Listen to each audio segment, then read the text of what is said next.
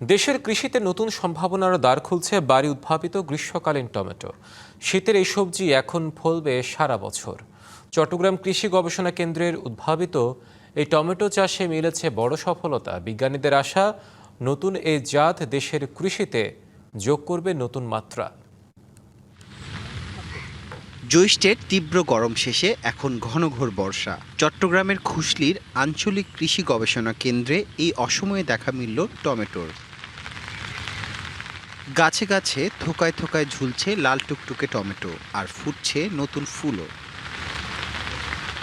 উচ্চ তাপমাত্রা সহনশীল বাড়ি জাতের এই গ্রীষ্মকালীন টমেটো প্রথমবার বর্ষায় চাষ করে সফলতা পেয়েছে চট্টগ্রাম কৃষি গবেষণা কেন্দ্র।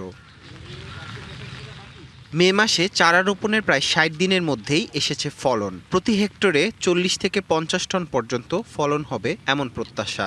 আমাদের বিজ্ঞানীরা এই সবজি নিয়ে, এই টমেটো নিয়ে গবেষণা করে এই সামারে গ্রীষ্মকালে আমরা একটা টমেটোর জাত আবিষ্কার করেছি। সেটা হলো বাড়ি গ্রীষ্মকালীন টমেটো আট। এটা শীতকালেও হয়, গ্রীষ্মকালেও হয়।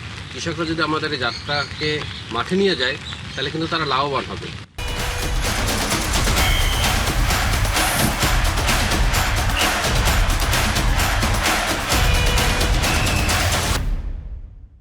এই সাফল্য এখন প্রান্তিক পর্যায়ে ছড়িয়ে দিতে কাজ করছে কৃষি সম্প্রসারণ অধিদপ্তর। অতিবৃষ্টি ও প্রখর রোদ থেকে গাছ রক্ষায় পলিথিনে শেড ব্যবহারের পরামর্শ তাদের।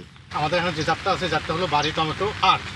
আমরা এই চারাটি নার্সারি তৈরি করেছি। বর্ষাকালে প্রচুর পরিমাণ বৃষ্টিপাত হয়। সেই বৃষ্টিপাত যদি সরাসরি টমেটো গাছে গায়ে লাগে, গাছগুলো মারা যায়। সেই জন্য আমরা আগে থেকে পলিশেডের ব্যবস্থা করেছি। এই টমেটো গাছগুলোতে সাধারণত ১৮০ থেকে ২০০ পর্যন্ত টমেটো ধরে থাকে।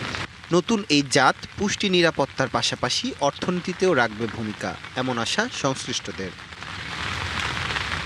লোকমান হাকিম, ডিবিসি নিউজ ডেস্ক।